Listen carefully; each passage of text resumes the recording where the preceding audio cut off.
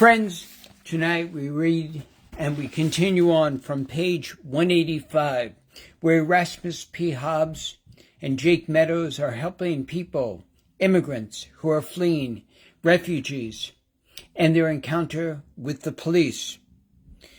The young cop shouted, "I'm in charge, everyone, kneel down on the ground." The older cop said, "Jack, I'm in charge, put your gun away." "They've been on the run and helping wetbacks, Sergeant," said Jack with his gun pointing at us. "Put the gun down," said the sergeant. The young cop stepped forward, tripped, and his gun went off. Matt leaped in front of Erasmus, but it was too late. Erasmus fell to the ground, and I ran to him. Erasmus! He was bleeding all over his favorite green shirt. He opened his eyes for a minute and looked at me. "I'll be okay. I'll be okay. Take care of Ricardo and Anna." And then he passed out. Matt ran over and screamed at the cop, "You idiot! You had no reason to fire." The sergeant reached over to the young cop. "Jack, give me your gun." Matt ripped off his shirt to stop the bleeding and put Erasmus's feet up. "Call an ambulance." I screamed, "Wake up, Erasmus! Wake up! You can't die." More police cars came, and finally the ambulance. Matt whispered to me, "Jake, go with Erasmus. I'll meet you later. I need to make sure Anna and Ricardo are safe." I told the EMT who approached us, "Let's go. Stop wasting time." The EMT hooked up an IV and put compression bandages on Erasmus' chest. He said, "I know he'll make it. Come with us, and we'll get your grandpa to the hospital." The EMT rushed him directly towards the operating room when we arrived, and I stayed with him for as long as I could and held his hand. "Erasmus, we can't stop here. We got a long road ahead of us." "Miss, we'll help your grandpa." "Is there any other family here?" asked the receptionist. "No, just me and some friends. Please, save him." I was alone in the waiting room. I knew people loved and cared for me, but the one closest to my heart was on the other side of the door between life and death. With all my soul, I knew he would be okay. I didn't know how to pray, but I held my hands together, repeating, "Please, make him better, make him better." I dozed off and I heard someone call me, "Jake, are you okay?" People came into the waiting room from the Quaker Meeting House in Shiloh Church. Josiah said, "We'll stay with you and Erasmus as long as you need." "How did you know about Erasmus?" "The grapevine and our police monitor."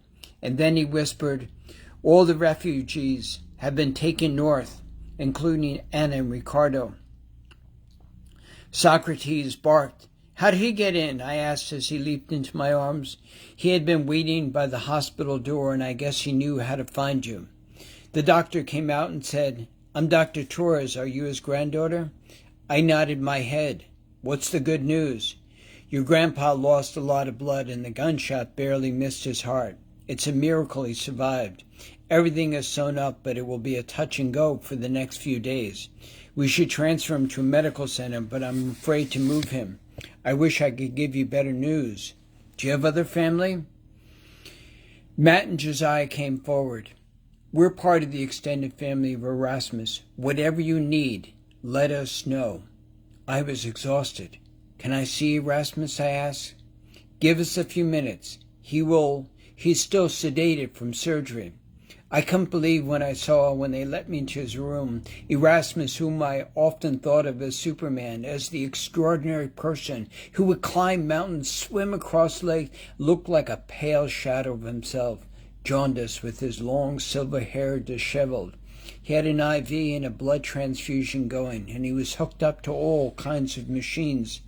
I refused to cry and held his hand tight. Erasmus, I'm here." He breathed deeply, and I thought I felt him squeeze my hand. Maybe it was only my imagination. I carefully brushed his hair, tied it into a braid, and gently massaged his back and legs with the nurse. I said to the nurse, "Can I sleep in the chair tonight next to him?" "No, we're going to let your grandpa sleep in the ICU, and sometimes someone will always be with him." Don't worry, but we'll call you if anything changed or we need you. Look out to the window at the yellow RV with the picture of the lady dancing. That's our home. If he needs anything, call me. I promise you, if he needs anything, we'll call you.